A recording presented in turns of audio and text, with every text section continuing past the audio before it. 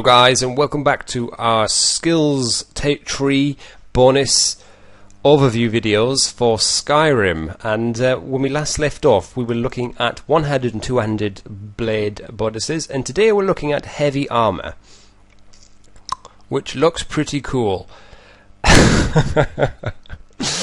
The tree is a lot more simple than the last couple we were looking at. It doesn't peak at the top, you notice. So you can go up this way or you go this way. Them are the choices that you've got. So let's have a little consideration, shall we, of what we've got here. So we've got one called the bottom one, the Juggernaut. So it's 1 to 5, and then as you progress up them, then you increase your Juggernaut rating, which increases your armor rating for heavy armor by 20%. So it'll go 20, 40, 60, 80, 100. Got that? Good. I'm sure you already knew that before I said it.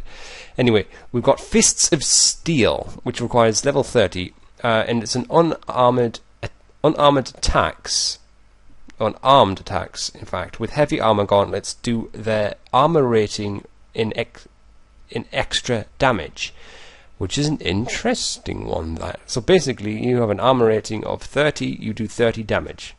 It's quite cool, actually. It's quite cool. I wouldn't like to be punched in the face with an armored gauntlet, particularly a heavily armored gauntlet. So that's quite a good bonus. Which actually, I think it gives the unarmed fighters, because they took unarmed out of Skyrim, so it would give an unarmed fighter a bonus, I suppose, against armored, not armored. Well, basically, it makes it worthwhile to be using unarmed combat rather than relying on weapons, etc. Cushioned, half the damage from falling if wearing all heavy armor, so chest, head, hands and feet. Alright, so just the 4 different pieces of armor. So we're sticking with that. I wasn't actually sure how it would be working in a Skyrim. I know with Oblivion, the armor pieces became much more simplified, and I think we're sticking with the simplified head, chest, hands and feet, which makes me feel sad, actually. I liked building up the armor with all the individual pieces, with cuirasses and pauldrons and greaves and boots and gauntlets and braces, etc. Never mind, let's move on. Conditioning. So it's a heavy armor, weighs nothing and doesn't slow you down when worn. Wow, that is one heck of a bonus. So basically, if you're wearing the armor, wearing the heavy armor, it doesn't weigh anything to you. That would be one heck of a very useful. That makes sense in a way, actually. That's brilliant. That's really brilliant. Wow. Okay. Well fitted. It requires 20% of armor bonus if wearing all heavy. Blah, blah, blah. So it's basically just a full suit bonus, really. So that makes sense. Everybody got that? Yeah. Okay. Tower of Strength. 50% less stagger when wearing only heavy armor. Okay, so that makes sense too.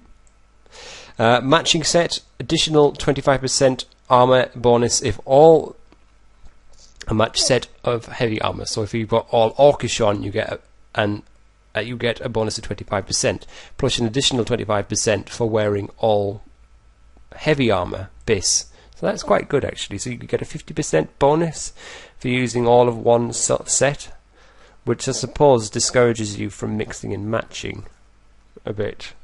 Anyway, moving on. Reflect blows. 10% chance to reflect melee damage back to the enemy while wearing all heavy armor, hands, chest, head and feet. That's interesting, actually.